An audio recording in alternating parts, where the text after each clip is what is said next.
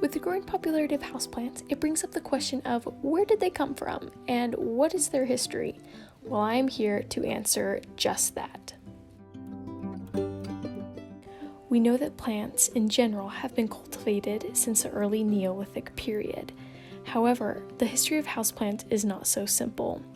We rely on a lot of paintings and sculptures for our knowledge, and they are believed to have begun as early as 1000 BC with ancient Chinese cultures. They are believed to have used small trees and plants as ornamental features in their homes, such as the one seen in this picture here. We know that early Greeks and Romans grew plants in pots. They could have easily brought these pots inside their homes, but it is not well documented, like I mentioned earlier. Earlier civilizations of Japan, Egypt, and India also had ornamental plants, commonly potted and placed in courtyards and gardens surrounding their homes. These could have been brought into their homes as well. Houseplants at this time mostly served as a sign of wealth and also a way to kind of practice your green thumb throughout the year, since most people in these early eras depended on their green thumbs for their survival in some way. Around 600 BC, it is believed that King Nebuchadnezzar ordered the construction of the infamous Hanging Gardens of Babylon, as seen here in this picture.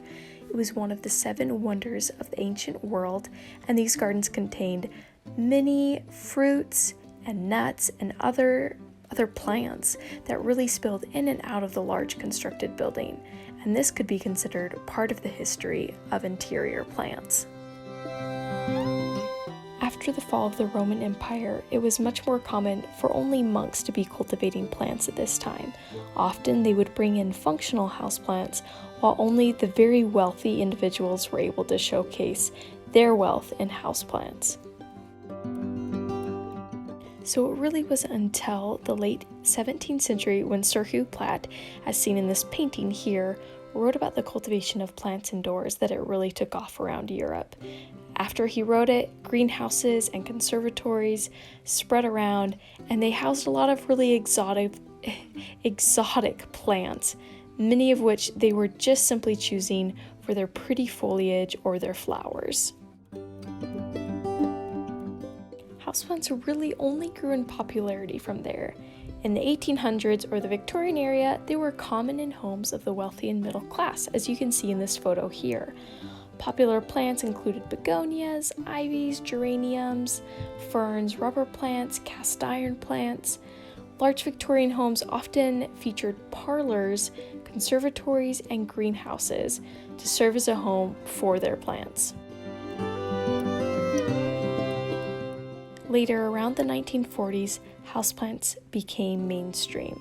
So at this point, houseplants were more of a hobby or a symbol of beauty and wellness instead of a sign of extreme wealth like it used to be in its earlier days. Most houseplants found today originate from tropical places of the world, but due to greenhouses and technology, they are found worldwide and they can be shipped worldwide, even right to your door. I hope this was interesting, and thank you so much for watching my video.